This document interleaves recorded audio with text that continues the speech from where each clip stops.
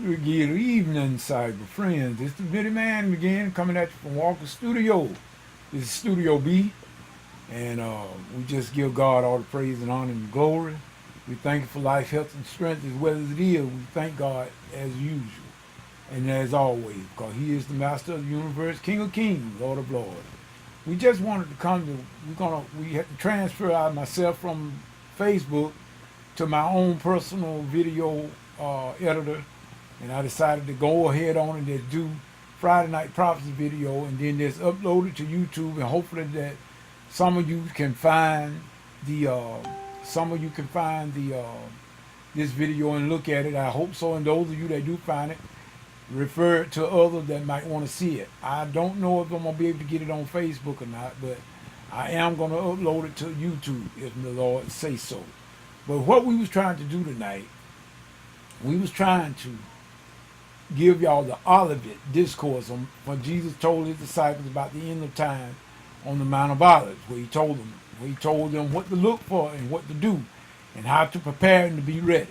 So this is what I was going to try to give everybody tonight on Facebook, but the network wouldn't let me do it for some reason. So we can't worry about that, but we just take other alternative measures. When we get lemon, we make lemonade. So what I was telling y'all was that, first of all, people are always saying we are now in the last days, but we just not got in the last days, people. We've been in the last days for 2,000 years or more. We've been in the last days ever since Pentecost. I mean, ever since Pentecost, we have been in the last days. But God is long suffering with us, and not that He want none of us to perish, but He want us all to be saved. So what I was going to tell y'all was what Jesus told His disciples when they were admiring the temple and everything, and He told them that there was not going to be one stone upon that stacked on another that was not going to be thrown down. And He told them what to look for in the end of time, in the last days. He said, look for the number one thing we need to look for in these days is deception. Let me say that again. The main thing we need to look for in these last days and be careful of is deception. That's number one. Jesus spoke of that very, very hard. That's the first thing He told them. Don't be deceived. Don't let no man deceive you by any means. He said many was going to come and say that I am Christ. But don't believe them. Don't go He in the desert. Don't go out there looking for Him, because when Jesus come back, you going to know it. Everyone going to know it. Say, every eye shall see Him. Now, we didn't understand that maybe about 50 to 100 years ago how that would happen, but people, y'all can easily understand how that's going to happen now.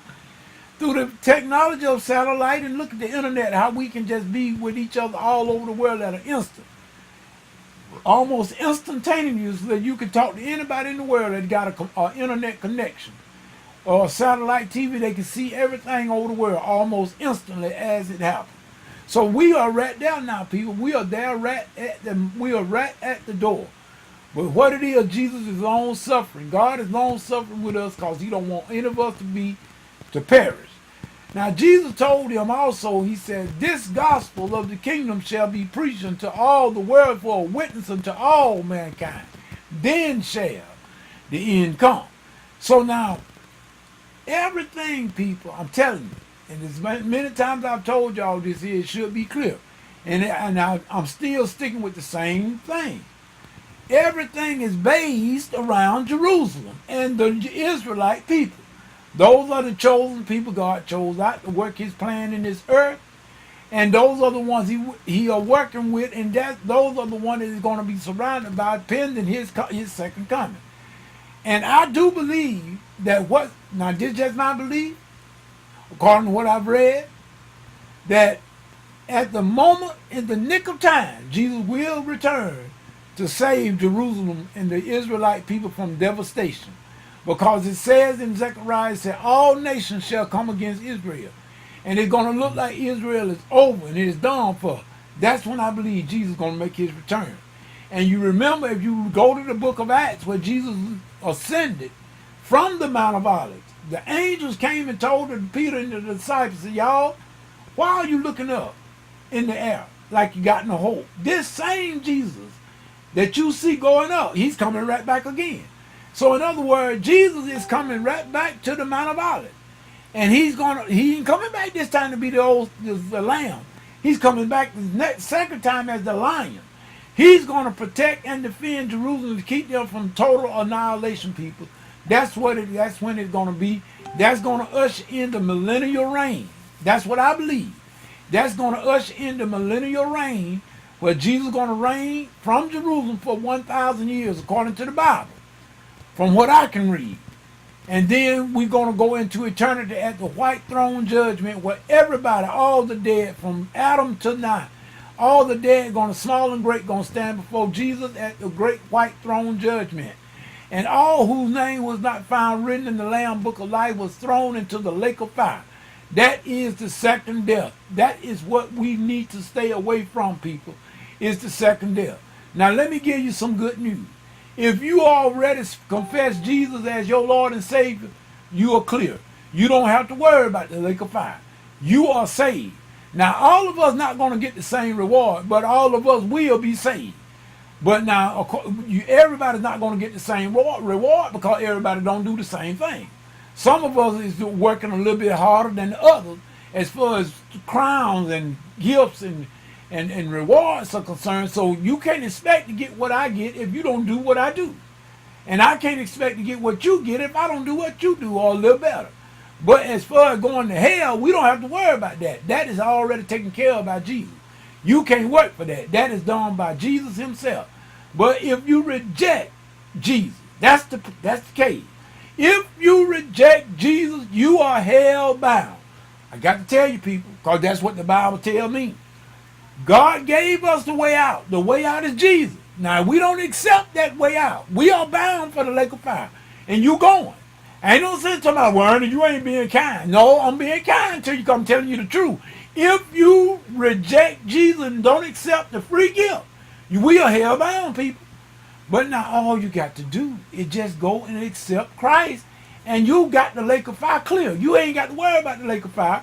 You ain't got to worry about the white throne judgment. You won't be there. That judgment is for the lost dead.